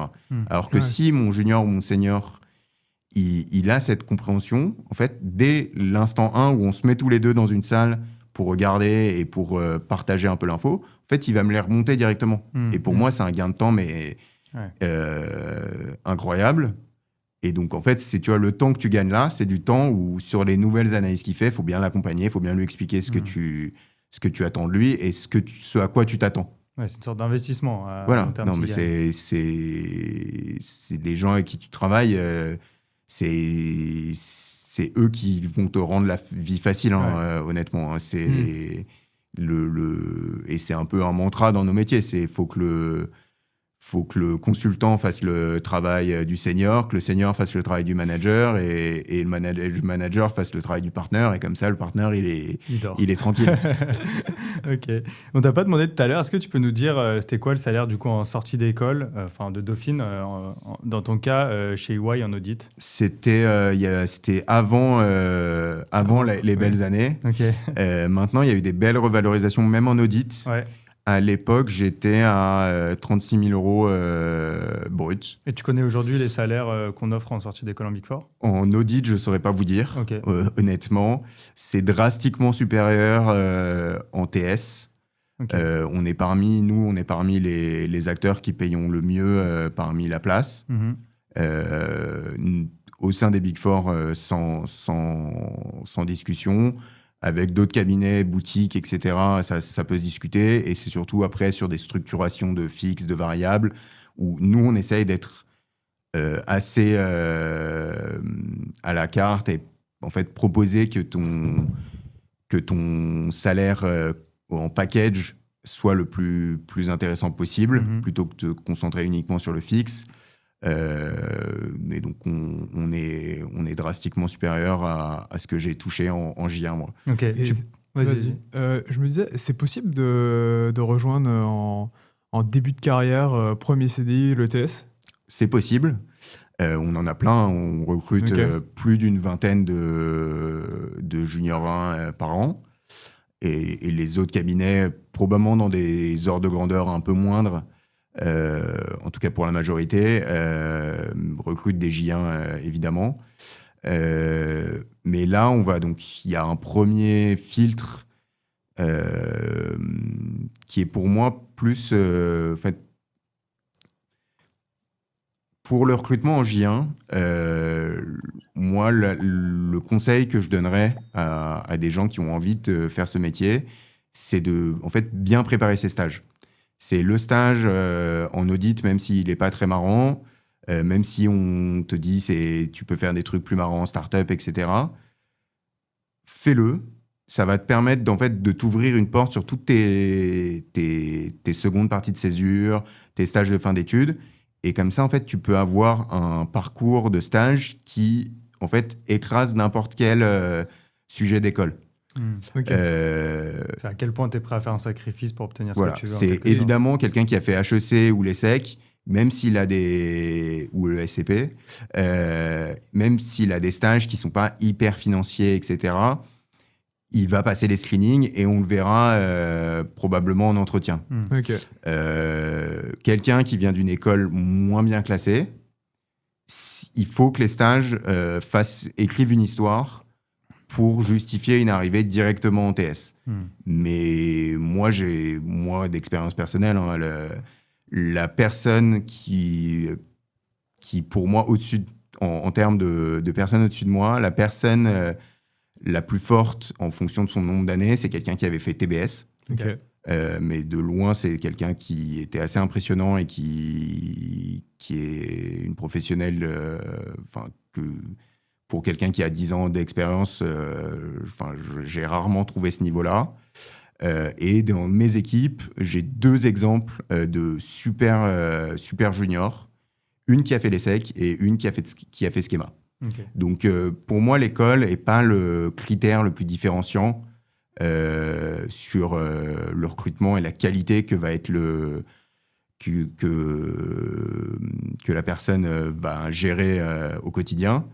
La qualité de ses rapports, la qualité de ses analyses. Justement, c'est vraiment... quoi un bon... Excuse-moi, je te coupe. C'est quoi un bon junior, ou quelqu'un qui est bon en TS? Parce que tu dis que le partenaire est exceptionnellement bon, que ses juniors sont très bons. C'est quoi être bon en TS? Non, être un bon junior, pour moi, c'est un mélange où tu te donnes et tu es un peu un tryharder de la prod. Okay. Et tu as bien compris que ton premier boulot, c'est de produire la moelle du rapport et que si ta première tâche de bien produire, en fait, tu l'as fait mal. Même si tu as plein d'autres qualités et que tu es très fort sur plein de trucs, en fait... La première marche, tu la rates. Ouais, c'est ce qu'on voit de ton travail. C'est ça. Et après, c'est quelqu'un qui est impliqué, qui va un peu aider le manager dans la transmission d'infos. C'est moi, quand j'essaye de former quelqu'un, il y a des gens où ils vont être vachement en demande, vachement essayer de comprendre de leur côté, etc. Et donc... j'ai besoin de leur expliquer 1 ou 2 fois et ça roule totalement. Ouais. Il y a des gens qui sont un peu plus durs et qui ont des learning curves un peu plus lentes. Ouais. Et il y a des sujets de capacité, tout le monde n'est pas égaux par rapport à ça, mais il y a aussi des sujets d'implication, d'envie de s'améliorer, etc., où tout le monde n'est pas égaux là-dessus, et alors que là-dessus, on peut jouer. Ouais, complètement. Ouais, je l'ai vécu aussi en conseil. Moi, j'ai bossé en conseil... et tu vois rapidement les gens qui ont d'un côté la capacité, parce qu'il y a un enjeu de capacité aussi de compréhension, et ceux qui ont envie de faire l'effort d'être curieux, de comprendre rapidement, etc. Et ça se voit assez vite. Et plus d'un point de vue préparation aussi, du coup, parce que c'est pas facile de rentrer dans les Big Four, forcément, notamment côté TS, peut-être où c'est un peu plus exigeant encore parce qu'on se rapproche de ces enjeux de stratégie.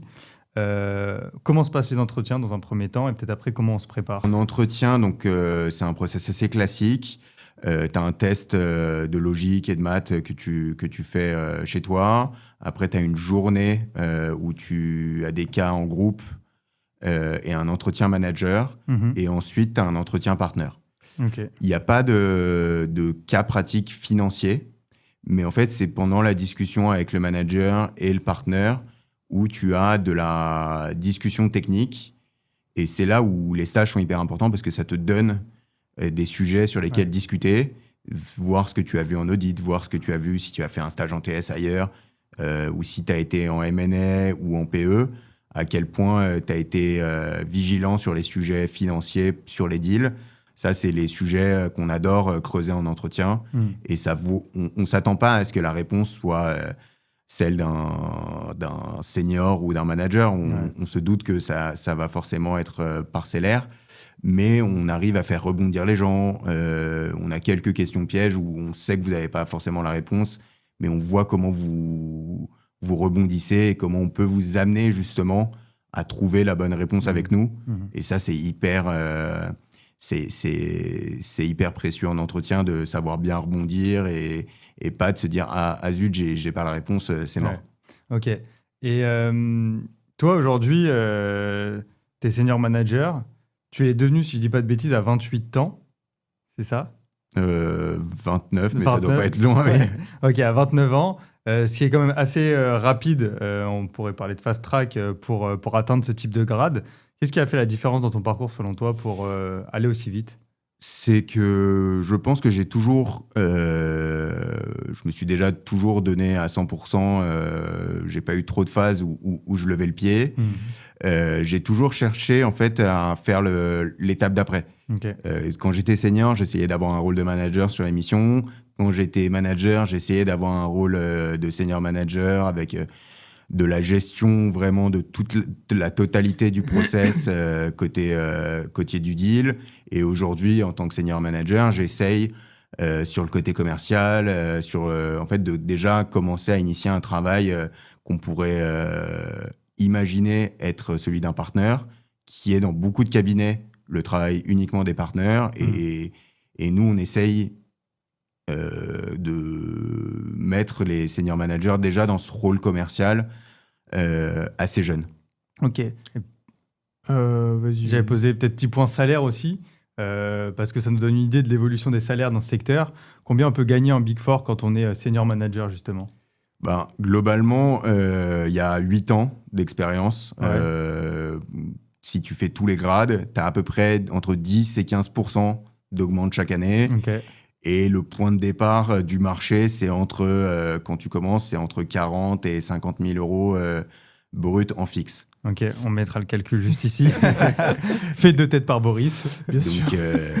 Donc ça te donne à peu près le range. Ouais. Mais en fait, tu as une part de variable. Là, je vous parle en fixe. Tu as une part de variable qui est importante.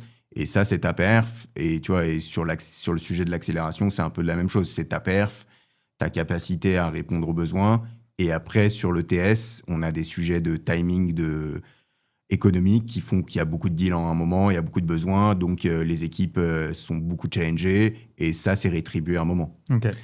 Et on t'avait demandé pour Deloitte en TS. C'était quoi ton salaire en tant que TS en Deloitte? Honnêtement, je me souviens plus trop, mais c'était un petit peu mieux que ce que j'avais en audit chez EY. Mais c'était à peu près dans la grille de l'époque. Mais il y a eu beaucoup de révalorisation post-Covid au cours des dernières années autour de ces métiers, notamment en TS. Et chez nous, ça a été quelque chose où on veut être pertinent pour les top profils académiques, mais aussi ceux qui n'ont pas forcément la meilleure école, mais qui ont le meilleur parcours. Alors justement, t'as dit que t'avais pas trop lâché le pied, ce qui t'avait permis de monter assez rapidement. C'est vrai qu'il y a beaucoup de gens qui ont un petit peu la crainte par rapport à l'équilibre vie pro, vie perso. Je dirais qu'en tant que senior manager, par exemple, en TS chez EY, EY Parthenon, très important. Ouais. C'est quoi un peu ton volume horaire? Je fais des assez grosses journées, en Ouais. toute transparence, mais on va dire que j'ai un rythme 9h, 9h, Ok, et sachant que je suis plutôt 9h30, 9h, ok. j'arrive pas très tôt le matin, et je peux reconnecter un peu le soir et un peu le week-end, mais il n'y a jamais, sauf coup de chaud de la part plutôt du client, il n'y a jamais d'obligation de faire des heures au carré, Ok. et les équipes encore moins. Moi, si je fais ça, moi j'ai eu souvent des cas où je recevais des trucs le week-end des équipes et j'étais scandalisé qu'ils m'aient fait ça le week-end. Ça pouvait très bien attendre lundi. Et c'est juste les gens ont envie que ça Ouais. soit traité le plus vite possible. Ils ont envie de Bien rendre faire. service, ils ont envie d'aider au maximum. Donc ils y vont un peu tout seuls. Mais l'idée, c'est de vraiment laisser les week-ends de manière totalement libre et le plus possible les soirées. Empiriquement, il y aura forcément des fois où on devra un peu travailler le week-end et un peu le soir tard. Mais je dirais que par rapport au M&A, qui est un peu l'étalon sur cet équilibre vie pro-vie perso, c'est quelqu'un qui ne travaille pas le week-end, ça lui sera jamais reproché en fait. Ok. Ouais. Là où un M&A, mais après tu le sais en arrivant, tu signes pour être occupé le samedi et le dimanche de façon très régulière et joignable en fait. Ouais. Ok, peut-être un point, je sais pas si pendant que j'étais pas là vous en avez parlé. Avant de revenir chez EY Parthenon, t'es allé dans une plus petite boutique. Je suis allé dans une boutique vraiment niche. Ouais. On était une vingtaine, entre 20 et 30, et on était focalisé sur la tech. D'accord. Et c'était pour ça que j'avais rejoint ce projet initialement. Mais pour le coup, c'est un vrai cabinet entrepreneurial. On a un peu, et rapidement, t'as un peu un modèle de spin-off de Big Four qui s'articule autour d'anciens partenaires de Big qui se lancent. Mais globalement, c'est souvent un peu la même chose avec une autre police d'écriture et une autre page de garde. Moi, c'est ce que j'appelle un projet capitalistique. Ça va très bien et c'est très bien pour eux et je suis ravi qu'ils gagnent plus d'argent. Mais c'est pas, comme ils peuvent le dire, des projets entrepreneuriaux. Ok. Parce qu'ils font exactement la même chose. Parfois, ils sont backés par des fonds dès le jour 1. C'est là où, pour les jeunes, je trouve ça un peu difficile d'avoir ce discours-là. On est un projet entrepreneurial et donc si tu as vraiment cette appétence entrepreneuriale en faisant du TS, en fait, tu vas avoir une désillusion terrible d'arriver dans quelque chose qui est en fait pas un projet entrepreneurial, qui est un nouveau projet qui peut très bien marcher et qui peut faire des choses très bien, c'est pas le sujet, mais tu peux en fait avoir des grosses désillusions de profils qui espéraient avoir autre chose. Et en fait, moi, je trouve que c'est un manque de vision terrible de vendre ça à des étudiants parce qu'en fait, tu te crées de la frustration et des départs assez rapidement. C'est une vision hyper court-termiste et du coup, tout le monde est un peu déçu. Toi, tu as passé 1 an à essayer de former quelqu'un qui avait un autre projet en tête et lui, il a vécu son expérience un peu avec de la désillusion. Donc, c'est là où je reparle des gens, de bien le challenger en entretien, demander des exemples, demander des exemples à des gens plus jeunes, de voir qui sont les gens avec qui tu vas aller, pour qui tu vas travailler, parce que c'est ça le plus important. Et en fait, tu peux être hyper entrepreneurial en Big Four. Et moi, je trouve que chez EY Parthenon, c'est vraiment, on a des champs libres si on a envie de développer quelque chose, des practices, des nouveaux clients, des choses comme ça. On est vraiment... on n'a aucune limitation. D'autres cabinets doivent aussi laisser vivre comme ça, mais c'est pas le cas de tout le monde. Et en fait, c'est pas parce que tu es en Big Four, tu as un plafond sur le côté entrepreneurial de ton projet, et parce que tu es en boutique, tu fais ce que tu veux. Ok. Peut-être pour finir, dernière question. Ouais, j'allais dire, tu es senior manager chez EY Parthénon, donc tu as 8 ans d'expérience, tu as pas mal de recul. C'est quoi le conseil que tu donnerais aux étudiants, aux jeunes diplômés qui nous regardent aujourd'hui avec le recul que tu as? Moi, je pense qu'il faut un peu se donner la chance et donner sa chance au produit sur plein de trucs. On a parlé du fait que l'audit pouvait avoir une mauvaise presse, etc. Passez les entretiens, voyez si ça peut vous correspondre, rencontrez les gens, surtout rencontrer les gens, multiplier les points de contact. Et en fait, c'est grâce à ça que vous allez vous faire vos propres avis. Et surtout dans des marchés comme le deal, comme le TS, le M&A, on a une vue assez limitée quand on est étudiant. C'est beaucoup de vues commerciales, vues marketing. Et en fait, discuter avec les gens, prendre des cafés. Déjà, si les gens vous répondent, vous disent avec plaisir, bon là j'ai pas trop le temps, mais la semaine prochaine, etc. Ça vous donnera une vision de comment sont les gens. Il y a l'exemple ultime, c'est qu'il y a des gens qui font payer ces cafés. Ces cafés. Je pense que c'est relativement un red flag pour rejoindre ce genre de structure.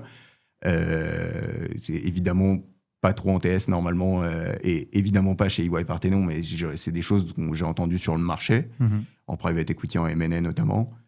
Donc, laisser sa chance au produit, rencontrer les gens et essayer de créer des projets avec les gens.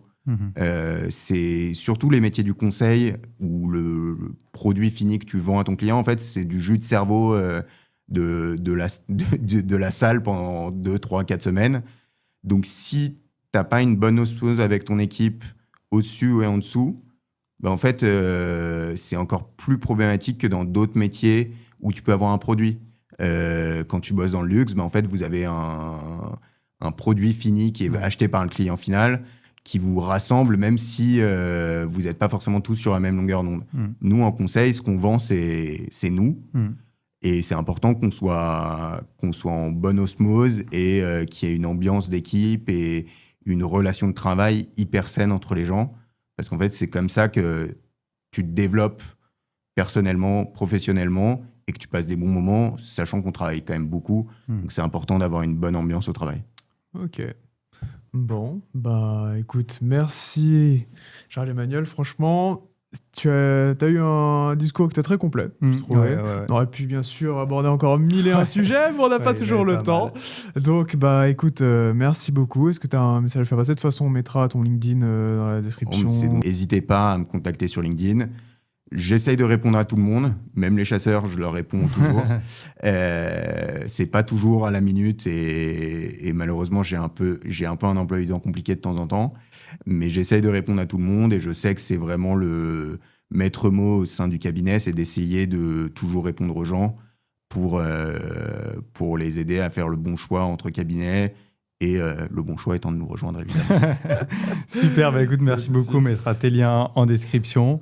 On espère que l'épisode vous aura plu. Si vous avez des questions, des commentaires particuliers, n'hésitez pas à nous le mettre en commentaire. À liker, évidemment. Et on vous dit à bientôt. Abonnez-vous. Ciao. Ciao. Ciao.